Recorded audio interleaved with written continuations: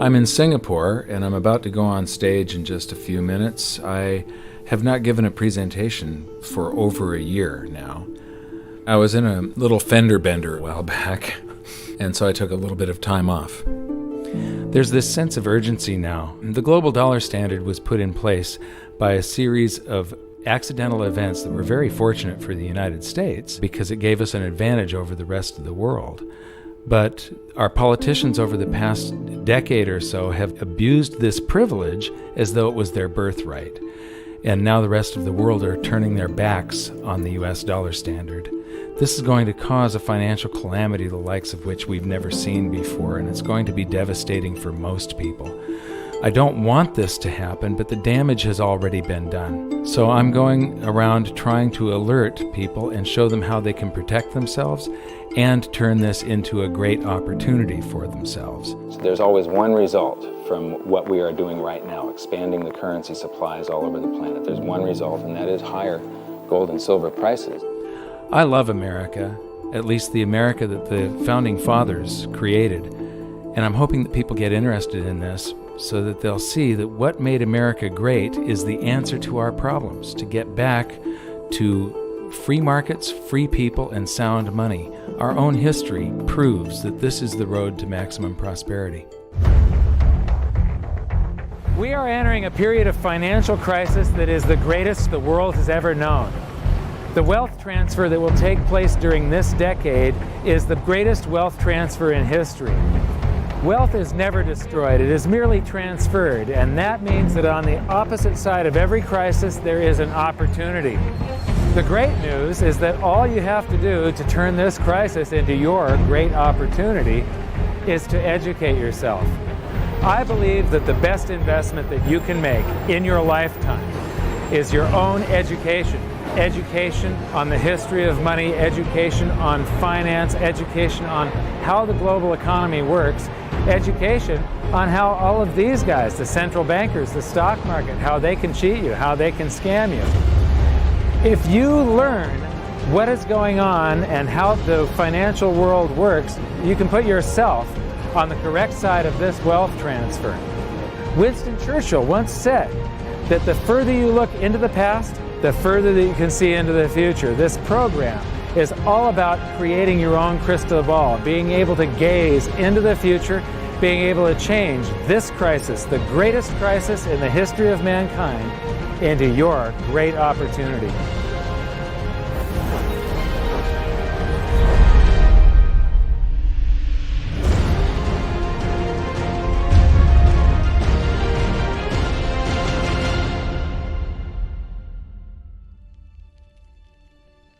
I was born in Salem, Oregon in 1956, and we moved to California when I was 4 years old in 1960.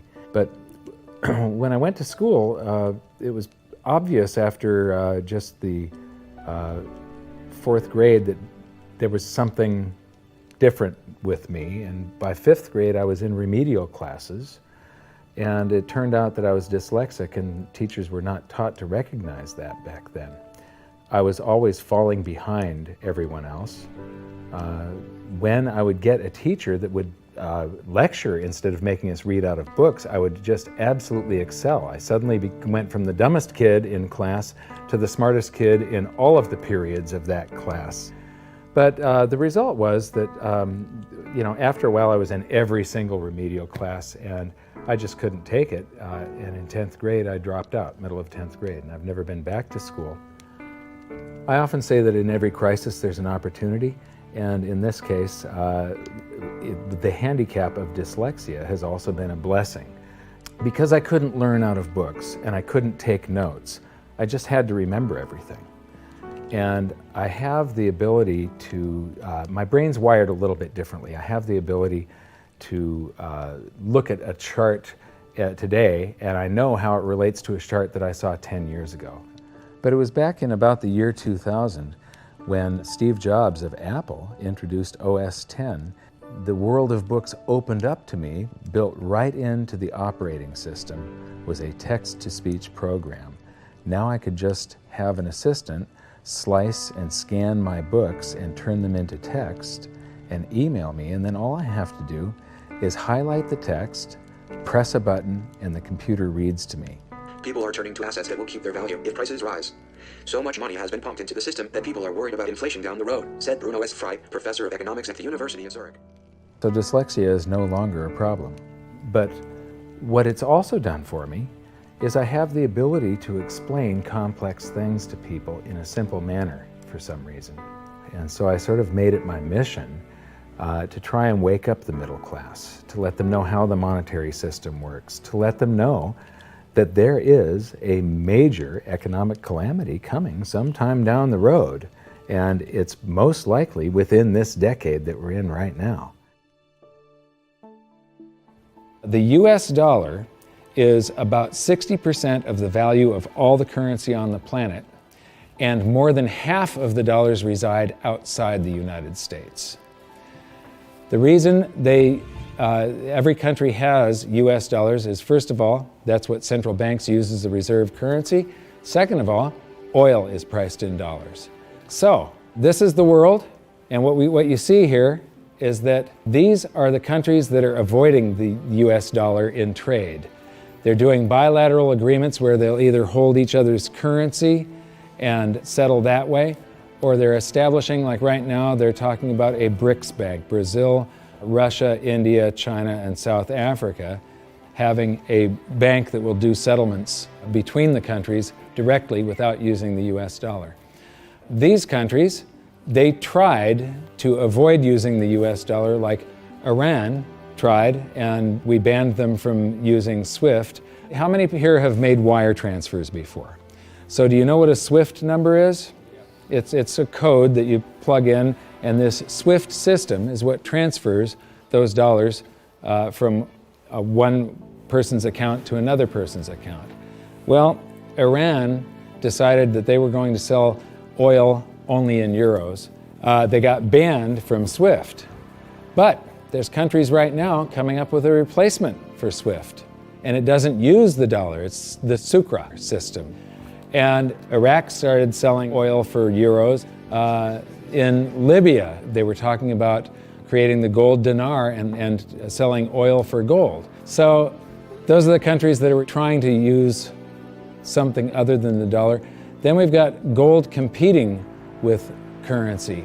And there's a lot of talk around here about the gold dinar, and there's people that are actually using gold in some of the countries over here. And then in Utah has recognized gold and silver as money again. It's legal tender currency in the state of Utah in the United States. And then you've got physical gold accumulation. I'll show you later that China is accumulating an immense amount of gold, but all the countries with an up arrow, that's gold accumulation. Then we have gold repatriation. Germany has been asking for their gold back, and they're getting it. Venezuela has repatriated their gold from the Bank of England. And then if we put this on a timeline, here's the nails in the coffin for the dollar standard, and you will see that there's not a lot of time left. This is my evidence that I think is proof that the death of the dollar is coming, and it's coming shortly. Nixon ended Bretton Woods, and we went on the dollar standard. Then the first nail in the coffin is Iraq sells oil in euros. The crisis of 2008, and we added 1.25 trillion to our base money in the United States. As we add to the base currency, people get worried about inflation. They start rushing toward gold and silver. Iran ends oil sales in dollars, and they're taking commodities in trade for oil. They're taking, in Turkey, they take the local currency and then buy gold in Turkey and export the gold to Iran. So they're basically selling oil for gold. They do the same thing with India. QE2, quantitative easing, that's more currency printing in the United States. Libya, China and Russia bypassed the dollar. They did a bilateral trade agreement where they hold each other's currency, and they do direct debt settlement without having to wire transfer US dollars. Chinese president just recently said that the dollar as the world's reserve currency is a product of the past. Utah recognized silver and gold as money. China and Iran bypassed the US dollar with a bilateral trade agreement. Venezuela repatriates its gold. China and Japan trade directly. India and Japan bypass the US dollar. Russia and Iran trade directly. Iran sells India oil for rupees and commodities. China and Brazil trade directly. Swiss citizens demand gold repatriation. African countries ban the dollar. In Zambia, you can go to jail if you use US dollars. Quantitative easing number 3. They have announced at the Federal Reserve that they're starting with $40 billion of currency that they're creating each month, and now it jumps to $85 billion. That's more than $1 trillion a year. And remember, it took 200 years to go from no dollars to 825 billion, and now they're going to create $1 trillion every year. Iran trading energy for gold. Singapore removes tax on money. Germany repatriates 150 tons of gold from the New York Fed. The citizens of Netherlands demand gold repatriation. Ecuador repatriates part of its gold reserves. Austrian citizens demanding gold repatriation. China acknowledges fundamental market shortage of gold. And now, the Fed is increasing the rate of printing. I said from 40 to 85 billion every month, just over $1 trillion per year. So those are the nails in the coffin for the dollar standard. And if you noticed, they're all speeding up and they're all happening right now. You don't have a whole lot of time. And if you wait too long, then the opportunity is gone. It's going to fail. Why is the dollar sacrosanct? Why is it not going to happen to the US dollar? Well, it will. People think, oh no, it's high technology, or we have computers now, or the internet. And these are ridiculous arguments. The truth is, all fiat currencies have failed, and there's no reason why this one won't. What worries me again so much is that it's a global situation. And so it's going to cause problems on a global basis. And it's a trust breaking down. And you're already seeing the trust breaking down, as I said earlier, because you're seeing different countries exchange directly with each other's currencies, circumventing the dollar. You're seeing that in oil. You're going to see it more and more, and people are just going to opt out of the dollar. And you'll probably get to a point before the whole thing collapses entirely where the dollar is more or less used internally in the United States and externally is not used as much, because there'll be a lot of agreements made between nation states outside of the United States that will want to use each other's currency and not the dollar. This isn't going to be pretty when it happens. I am not an end-of-worlder or a doomsday guy. All you can do is play the hand that you are dealt. If we go to a new monetary system, and I think it's absolutely inevitable, there's just too much energy built up in this one that has to release. It has to come crashing down somehow. When that happens, there's an enormous wealth transfer for people that are on one side of the bet or another. And people don't realize that whether they think they are making a bet or not, they are making the bet. They are involved. This wealth transfer affects everybody, whether you want to participate or not. If you're holding paper assets and paper currencies, you have bet one direction. If you're holding gold and physical assets, you've bet the opposite direction. So these are changes in Chinese holdings. They are accumulating gold. They are getting rid of US Treasury bonds. This is gold held in China. The green line is the cumulative gold. That's on this side, this scale. So it's gone from about 700 tons to almost 6,000 tons just since the year 2000. So this is their central bank holdings. This is their mine supply. But this is, and my researcher put all of this data together. You're the first people to see this. This is the amount of gold flowing through the Hong Kong exchange that goes into China. And the past couple of years here, they have ramped up their buying.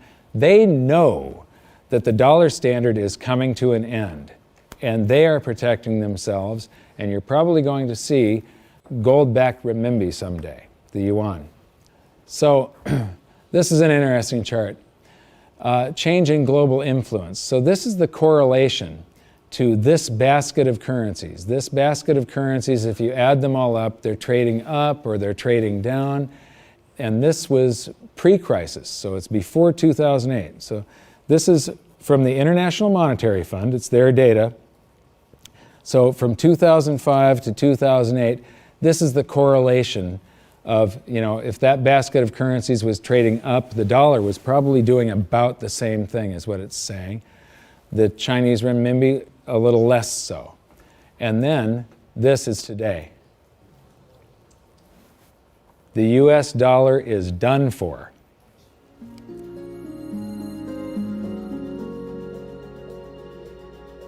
I don't think there's any question we're heading for a new monetary system. The question is what will it consist of? The four choices are sort of a world of multiple reserve currencies. And Barry Eichengreen, Berkeley, is the leading proponent of this, or leading scholar on this topic. The problem with that, and where I disagree with Eichengreen, is there's no anchor in that system.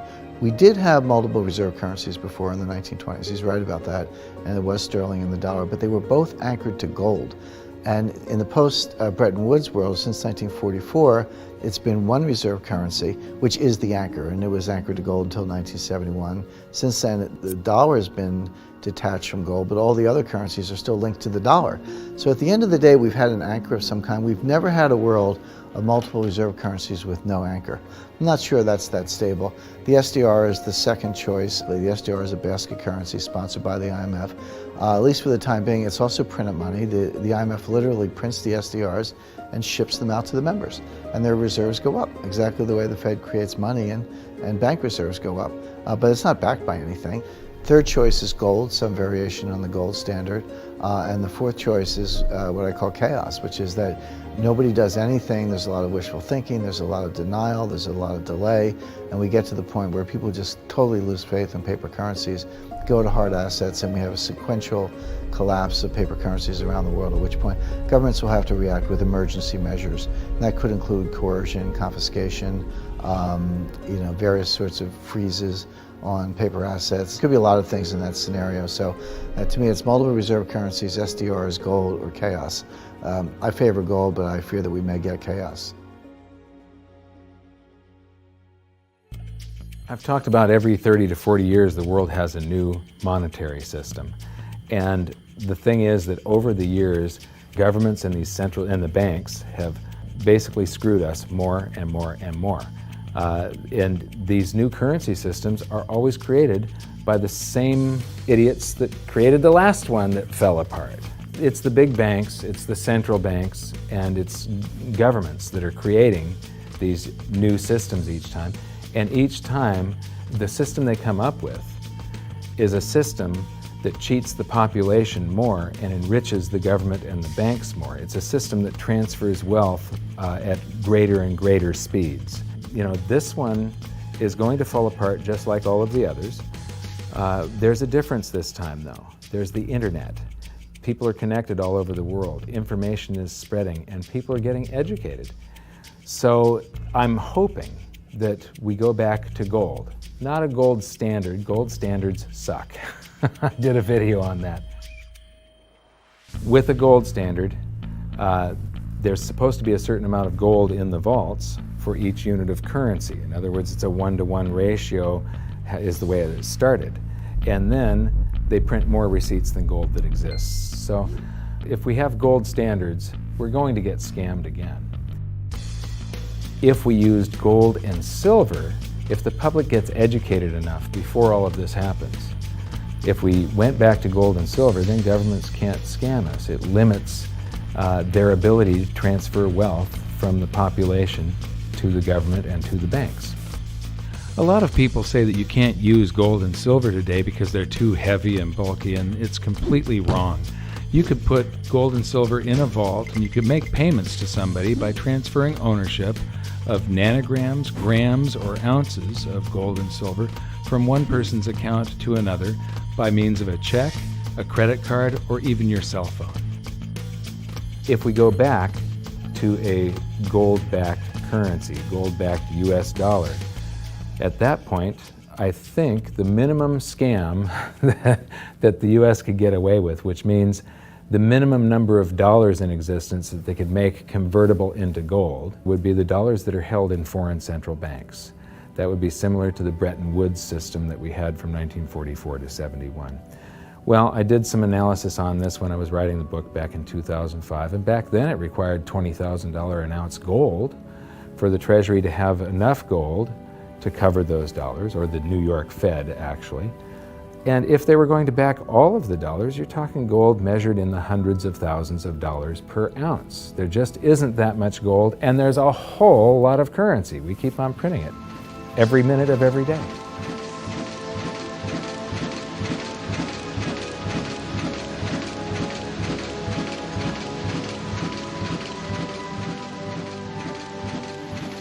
This is gold and how it accounts for a currency supply.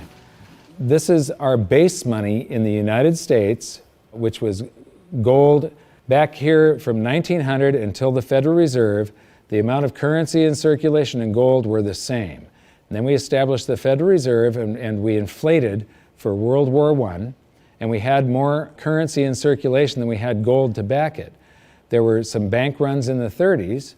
Then Roosevelt unpegged the dollar from gold, and gold's value rose from $20 an ounce to $35 an ounce. And when it did, the value of the gold held at the U.S. Treasury rose to meet the value of all the currency that was printed in the meantime. Here's the same chart again, but now I'm taking it out to 1971. And what you see is these gold inflows during World War I. During World War II, it's another 117% gold increase. This is what made the United States a superpower. It's all financial. It isn't our war machine necessarily. It's all the gold inflows that we got because everybody else was at war and we were isolated from it. And they had to pay us for all their consumer goods and so on. And then we jumped into the war and we inflated. And then in about 1959, countries started figuring out that we didn't have all the gold. You know, we were printing more dollars than gold that we had to back it. And under the Bretton Woods system, they could go to the New York Fed and turn in their dollars for gold at $35 per ounce. Only foreign central banks. Individuals couldn't do that. So gold started flowing out, and the U.S. lost 50% of its gold from 59 to 71. And in the meantime, we kept on printing currency. If this had continued until it got down to zero, if there was one more dollar out there that laid claim to gold, that came in and said, we want our gold for a currency, and there was no gold to back it up, the entire world monetary system would have come crashing down. So Nixon had to take us off of the Bretton Woods system, the last vestiges of the gold standard in August 15th of 71. So here's the same chart again. There's the first chart and the second chart to 71, and now I'm taking it out to 85, and I'm adding a second line here. How many people would agree that credit cards are replacing cash in circulation? Yeah? Credit cards, you use your credit card more and more every year, right? You use cash less and less. Well, this is outstanding credit card balances. It's called revolving credit outstanding is the name of the chart that you get from the Federal Reserve. When you charge something on a credit card, you create currency. The bank didn't actually loan you anything. They invented numbers. And then they have the gall to charge you interest if you don't pay those numbers back on time. So the thing is that the merchant that you're paying, the restaurant or the grocery store, that merchant's checking account can't tell the difference between the credit dollars that you created or the cash dollars that you pay them. So to that merchant's checking account, it all looks the same. And those dollars that you created stay in circulation until somebody saves them up and pays down credit card debt. So unpaid credit card balances I include as part of the cash in circulation. And in 1971, Nixon took us off the gold standard and gold became a freely traded separate commodity/money, and it did an accounting of the currency supply.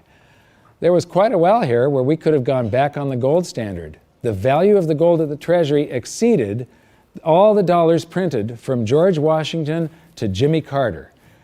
And for a week or so, a couple of weeks, it exceeded base money plus outstanding revolving credit. So here's the same chart again. That was to 1985, and now I'm going to take it out to today.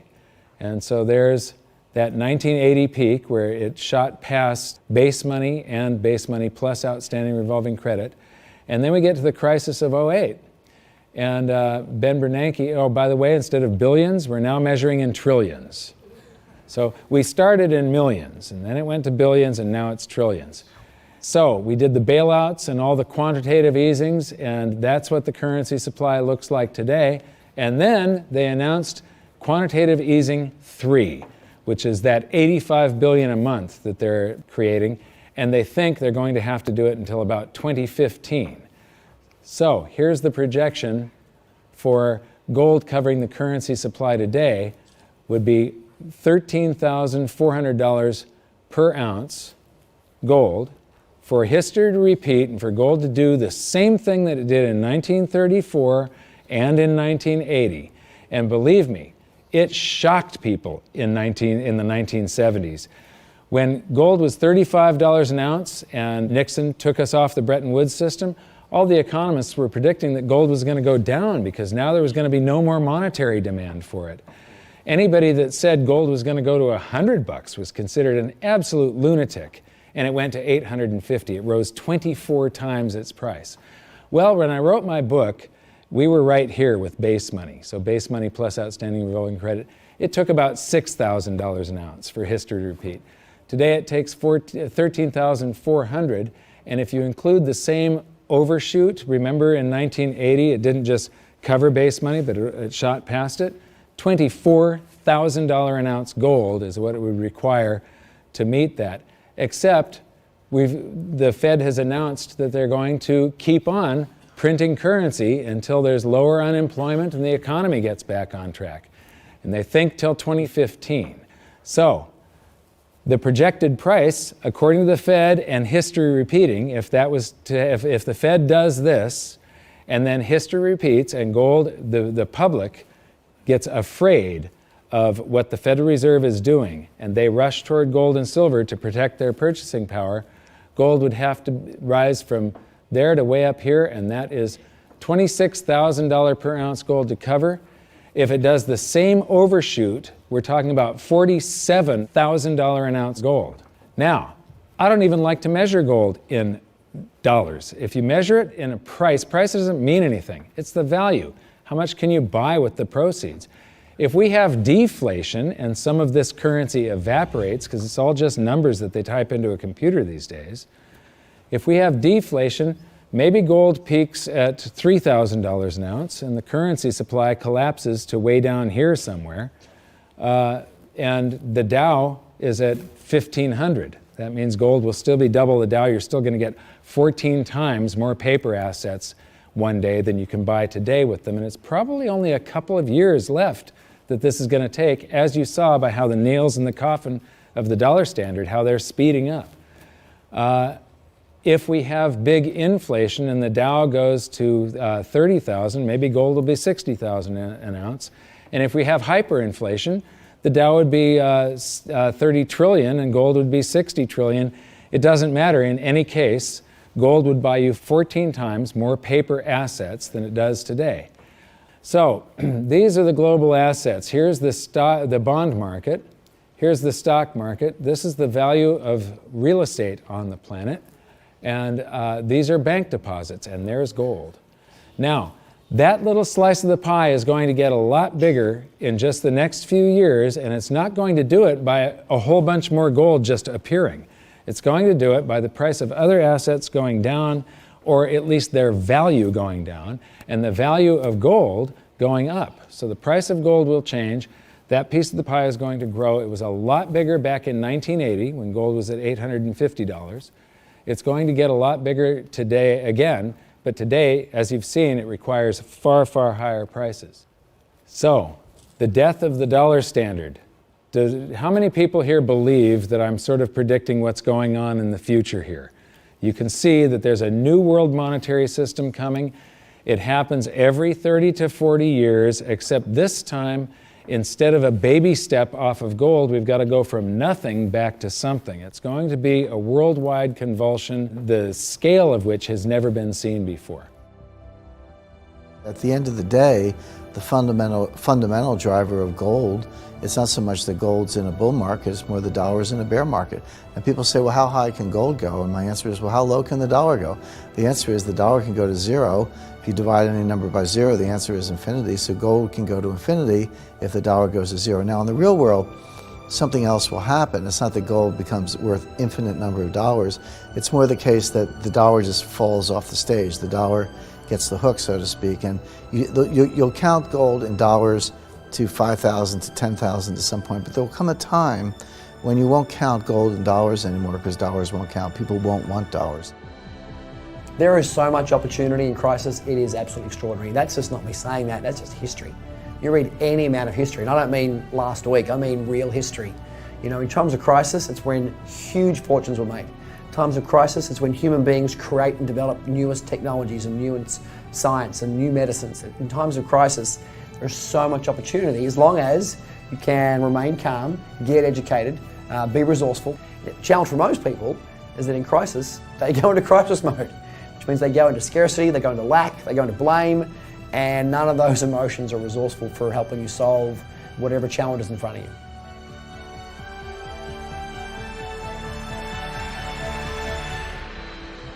I believe that this is probably the greatest opportunity of anyone's lifetime. There has never been a situation where everything came together just like this. This is the first time in history where all the world's currencies are just fiat currencies backed by nothing. And if what I think is going to happen happens, this is the greatest wealth transfer in history. It's the greatest opportunity, and it'll never happen in our lifetimes again. So now we've learned the following hidden secrets of money. There is a global loss of confidence in the US dollar that is accelerating rapidly. The change to a new monetary system is inevitable and will most likely be chaotic. Gold standards do not work over long periods of time, but gold itself does. The public contributes to the massive amounts of currency creation by using credit cards and signing loans. Gold has already accounted for the expansion of US dollars twice in the last century and may likely do so again. 更多相关内容，欢迎关注陆可。